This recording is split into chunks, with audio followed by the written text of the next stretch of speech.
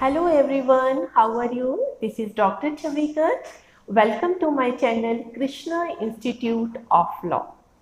आज के video lecture में मैं आपको बताऊंगी literal rule of interpretation. This is very important rule and generally it is asked in exam. तो आप ध्यान से सुनिए. आज हम डिस्कस करेंगे लिटरल या इसे हम बोलते हैं ग्रामेटिकल रूल ऑफ इंटरप्रिटेशन. देखिए, इंस्टीट्यूट में जो एक्चुअल वर्ड यूज हुए, जब हम उन एक्चुअल वर्ड का जो उनका ऑर्डिनरी और जो उनका नेचुरल मीनिंग होता है वही मीनिंग हम इंटरप्रिटेशन करते हुए देते हैं, तो माना जाता है कि हमने लिटरल रूल को जो है अडॉप्ट किया है. ये बहुत पुराना रूल है और इसीलिए इसे सबसे इम्पॉर्टेंट रूल और most safe rule of interpretation माना जाता है.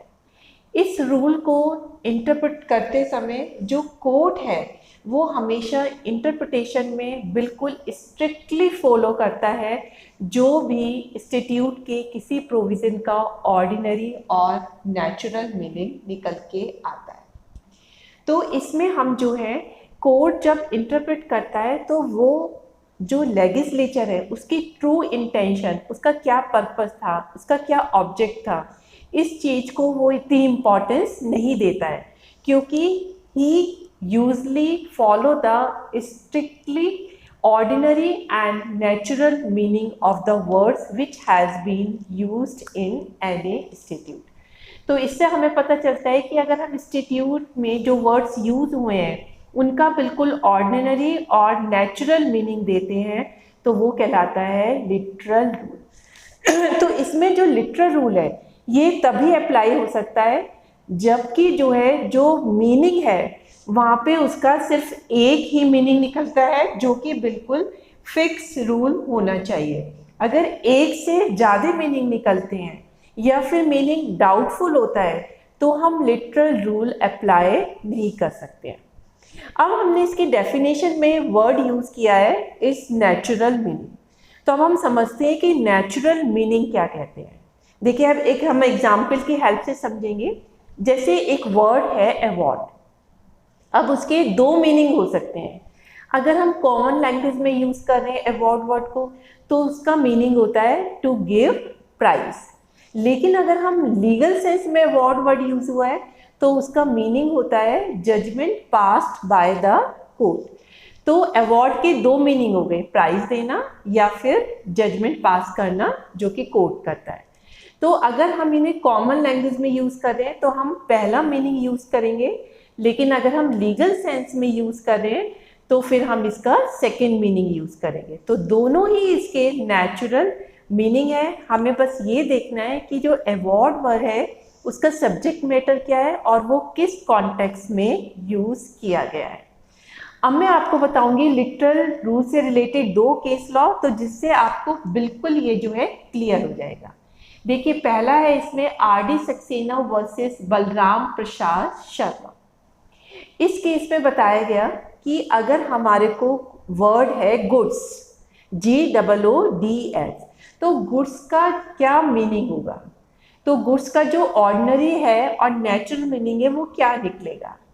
तो कोर्ट ने कहा कि हमें इस वक्त जो है लिटरल रूल को फॉलो करना है. हमें गुड्स का जो है नेचुरल मीनिंग ही देखना है. और जो कॉन्ट्रैक्ट एक्ट है उसमें डिफाइन किया गया है कि इसका नेचुरल मीनिंग है वो चीज़ें जिनको हम मार्केट में सेल और परचेज करते हैं, तो वो चीज़ें हमारी गुड्स कहलाती हैं. तो गुड्स का ऑर्डिनरी और नेचुरल मीनिंग यही है कि हम जो चीज़ मार्केट में खरीद सकते हैं और बेच सकते हैं उसको हम गुड्स बोलेंगे. अब इसमें सेकंड केस था state of West Bengal versus Wasi Ahmed का. इस केस में क्या था कि जो स्टेट आपकी थी वेस्ट बंगाल की, उन्होंने जो ग्रीन जिंजर था उस पर जो है सेल टैक्स लगा दिया. उन्होंने कहा जो ग्रीन जिंजर होता है, हरा अदरक होता है, ये वेजिटेबल की डेफिनेशन में नहीं आता है. तो वेजिटेबल पे तो कोई सेल टैक्स नहीं लगता है, तो लेकिन जिंजर तो वेजिटेबल की डेफिनेशन में आता ही नहीं है, तो इसलिए हम इस पे सेल टैक्स लगाएंगे. तो कोर्ट ने कहा कि जिंजर की एज सच कहीं डेफिनेशन तो दी नहीं है कि ये वेजिटेबल में आए, वेजिटेबल है या नहीं है, हम इसका बॉटनिकल मीनिंग तो देख नहीं रहे हैं। तो वेजिटेबल का एक ऑर्डिनरी मीनिंग ये होता है जिसे आप खेतों में उगाते हैं, जिसे आप अपने किचन गार्डन में उगाते हैं, और हाउस वाइफ खाना बनाते समय जो नॉर्मली अपनी किचन में यूज़ करती हैं, वो आपकी वेजिटेबल में आता है। तो जिंजर का भी हमें इसी तरह से ऑर्डिनरी मीनिंग देना है। तो जिंजर भी जो है वेजिटेबल वेंडर जब सब्जी बेचते हैं तो उसी में वो जिंजर को भी रखते हैं और उसी के साथ उसको बेचते हैं। और जो हाउस वाइफ है वो जैसे और सब्जी खरीदती है वैसे ही जिंजर खरीदती हैं और उन्हें अपनी किचन में यूज़ भी करती है। तो इसीलिए जिंजर भी जो है वेजिटेबल की कैटेगरी में ही आएगा, तो हम जो है इस पर सेल टैक्स अप्लाई नहीं करेंगे। तो यहाँ पे कोर्ट ने लिटरल रूल ही लिया कि जो वेजिटेबल का एक ऑर्डिनरी मीनिंग होता है उसी वेजिटेबल की तरह ग्रीन जिंजर का भी हमें मीनिंग लेना है। तो लिटरल रूल क्लियर हो गया कि जब हम किसी चीज़ का ऑर्डिनरी और नेचुरल मीनिंग ले रहे हैं उस कॉन्टेक्स्ट में देखते हुए जिस कॉन्टेक्स्ट में वो यूज हो रहा है, तो उसको बोलते हैं लिटरल रूल। अब इस रूल को अप्लाई करने का जस्टिफिकेशन क्या है कि हमारे क्यों हम इसको जो है यूज़ करते हैं। देखिए, कोर्ट कहता है कि किसी भी चीज़ को, किसी भी रूल को अप्लाई हमें जो है मतलब रूल के अंदर मतलब स्टैट्यूट में जो भी वर्ड होता है उसे हमें उनके पॉपुलर वर्ड में ही जो है यूज़ करना चाहिए, क्योंकि ये जो लॉ होते हैं जो लेजिस्लेचर ने पास किए हैं, अगर ये टेक्निकल सेंस में एक्सप्रेसली एक्सप्रेस नहीं है तो जनरली ये कॉमन मैन के लिए बनाए जाते हैं। तो फिर उनकी लैंग्वेज ऐसी ही होनी चाहिए जिसे कॉमन मैन आराम से समझ सके, और कॉमन मैन तो नेचुरल और ऑर्डिनरी मीनिंग को ही समझेगा। इसीलिए हमें लिटरल रूल जो है अडॉप्ट करना चाहिए, क्योंकि ये नेचुरल मीनिंग देता है, क्योंकि स्टैट्यूट जो है कॉमन मैन के लिए ही बनते हैं। हम इसका एक एग्जाम्पल देखते हैं। देखिए, अगर एक रेलवे वर्कमैन है, वो किसी रेलवे के अपरेटस की ऑयलिंग कर रहा है, उसमें तेल दे रहा है, तो अब हम ये मानेंगे कि वो रिपेयर कर रहा है या नहीं कर रहा है। तो आप ऑयलिंग का एक नेचुरल मीनिंग क्या देंगे? देखिए, अगर आप उसी रेलवे वर्कमैन से पूछते हैं कि भैया आप ये क्या कर रहे हो, तो वो ये तो कहेगा नहीं कि मैं रिपेयर कर रहा हूँ, वो तो कहेगा मैं एक रूटीन बेसिस पे इस पर ऑयलिंग कर रहा हूँ ताकि ये फंक्शन जो है स्मूथली कर सके। तो उसने नेगेटिव रिप्लाई दिया, उसने रिपेयर के अगेंस्ट में रिप्लाई दिया। तो ऑयलिंग को हम कभी भी ये नहीं मान सकते हैं कि ये जो है रिपेयर है। तो जो कॉमन मैन किसी वर्ड को जिस वे में समझता है, हमें वही उसका नेचुरल मीनिंग मानना चाहिए। अब ये जो लिटरल रूल है, इसकी प्रिजम्पशन क्या क्या होती हैं? कुछ प्रिजम्पशन होती हैं जो कि लिटरल रूल मान के चलता है कि ये प्रिजम्पशन ट्रू और करेक्ट है। तो सबसे पहले तो क्या है कि ये लिटरल रूल कहता है कि जो भी इंस्टीट्यूट में हम लैंग्वेज यूज़ कर रहे हैं वो लेजिस्लेचर की इंटेंशन को बताती है, कि लेजिस्लेचर जब भी कोई इंस्टीट्यूट बनाता है तो उसके पीछे उसका कोई ऑब्जेक्ट होता है, कोई पर्पस होता है, तो उसके बनाने के पीछे उसकी कोई इंटेंशन होती है। तो जो उसकी इंटेंशन है हमें वो जो है बनाए रखना है। नेक्स्ट है आपका कि लेजिस्लेचर नोज इंग्लिश ग्रामर, कि देखिए लेजिस्लेचर जो कानून बना रही है हम ये मान के चलते हैं कि वो इंग्लिश ग्रामर में वेल वर्स है। उसमें जो है जब भी वो कोई इंस्टीट्यूट बनाती है तो वो इंग्लिश ग्रामर में सेंटेंस फॉर्मेशन की, पंचुएशन की, टेंसेस की या पार्ट ऑफ स्पीच की कोई गलती नहीं करती है। मैं आपको एक एग्जांपल देती हूँ कि सेंटेंस फॉर्मेशन में हम कैसे गलती कर सकते हैं। फॉर एग्जांपल, अगर मैं सेंटेंस बोलती हूँ walking along the road I saw a dead body, तो इसका क्या मतलब है? जब मैं सड़क पे चल रही थी तो मैंने एक डेड बॉडी को देखा। लेकिन अगर कोई इसको इस तरीके से बनाता है I saw a dead body walking along the road, तो इसका मतलब इसका सेंस ही बिल्कुल बदल जाएगा। ये बिल्कुल एब्सर्ड मीनिंग देगा कि मैंने एक डेड बॉडी को देखा जो सड़क के साथ साथ चल रही थी।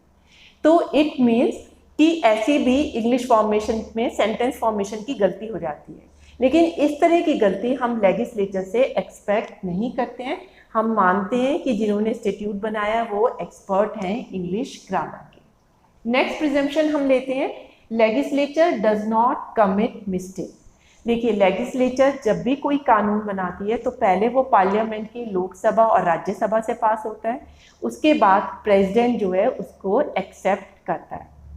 तो जब इतने सारे फेजेस से गुजरता है तो हम एक ये प्रिजम्पशन लेते हैं कि लेजिस्लेचर ने बहुत ही ध्यान से और एक एक क्लॉज पे डिस्कशन करके और उसमें जो प्रपोज अमेंडमेंट थे उन सबको लेके जो है एक कानून बनाया है, तो जनरली इसमें कोई भी मिस्टेक नहीं होगी।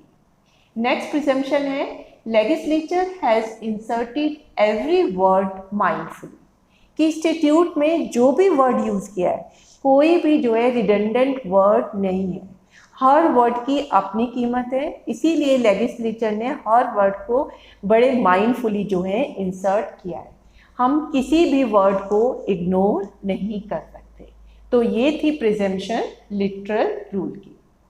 वैसे तो मैंने बताया कि अगर किसी वर्ड का एक ही मीनिंग हो सकता है और उसका कोई डाउटफुल मीनिंग या एब्सर्ड मीनिंग नहीं निकल रहा है तो हम उसका ऑर्डिनरी और जो है आपका ऑर्डिनरी रूल ही जो है हम अप्लाई करते हैं, उसका जो नेचुरल और ऑर्डिनरी मीनिंग होता है वही हम देते हैं।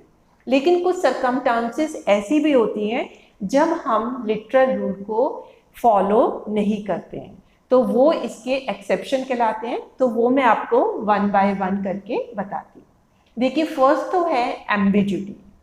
सबसे पहला एक्सेप्शन यही है, अगर किसी वर्ड जो है वो क्लियर नहीं है, अनएम्बिगियस नहीं है, वो एम्बिग्यूटी से सफ़र करता है, तो ऐसे केस में हम लिटरल रूल अप्लाई नहीं कर सकते।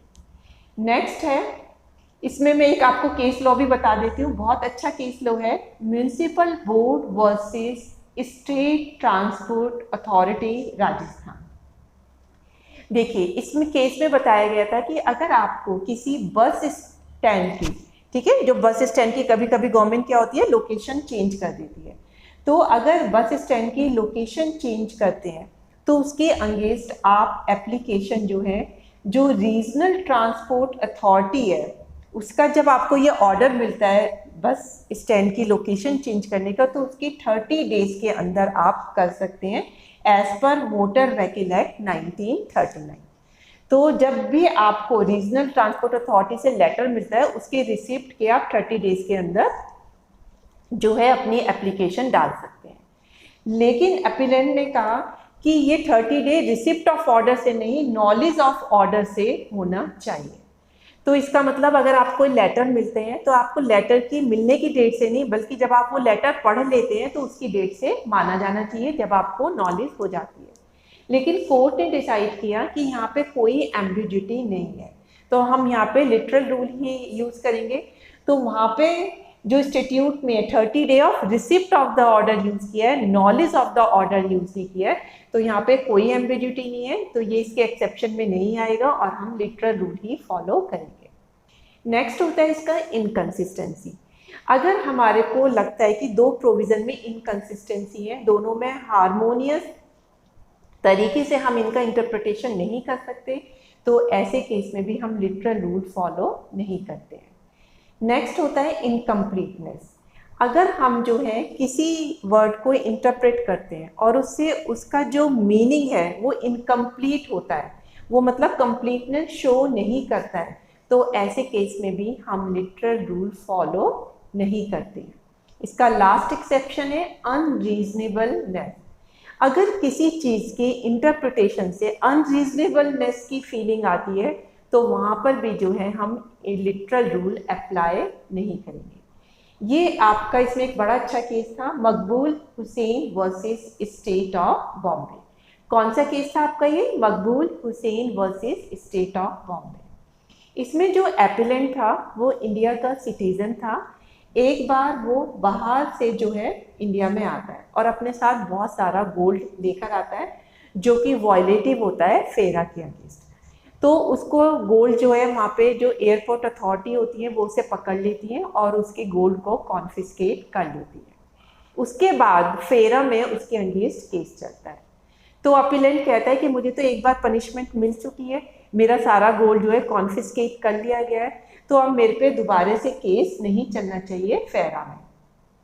तो सुप्रीम कोर्ट ने कहा कि यहाँ पे जो है कोई भी अनरीजनेबलनेस नहीं है। अगर हम आपको जो है दूसरी बार फेरा में भी जो है आपको क्रिमिनल ठहराने की कोशिश कर रहे हैं, क्योंकि जो कस्टम अथॉरिटी है वो कभी भी क्वासी या जुडिशियल ट्रिब्यूनल नहीं है। तो उन्होंने जो आपका गोल्ड कॉन्फिस्केट किया है वो एक पेनल्टी नहीं हो सकती, क्योंकि क्वासी और जो जुडिशियल ट्रिब्यूनल है वही आपको पेनल्टी प्रिस्क्राइब कर सकते हैं।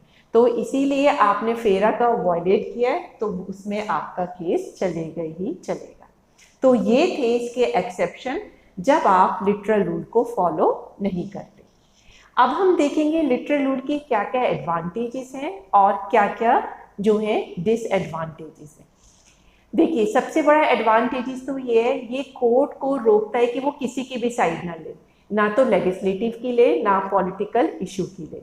जो वर्ड का मीनिंग है नेचुरल और ऑर्डिनरी, वही मीनिंग वो इंटरप्रेट करते हुए उनको असाइन करे, इसलिए वो किसी के प्रति भी बायस नहीं होगा। सेकंड है, हम कभी भी ऑर्डिनरी पीपल या लॉयर को ये नहीं सोच सकते कि वो जो है बॉटनिस्ट भी है, जियोलॉजिस्ट भी है, नेचुरलिस्ट भी है।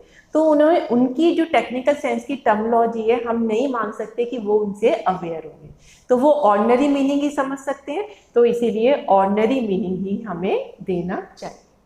अब इसकी आती है डिसएडवांटेजेस।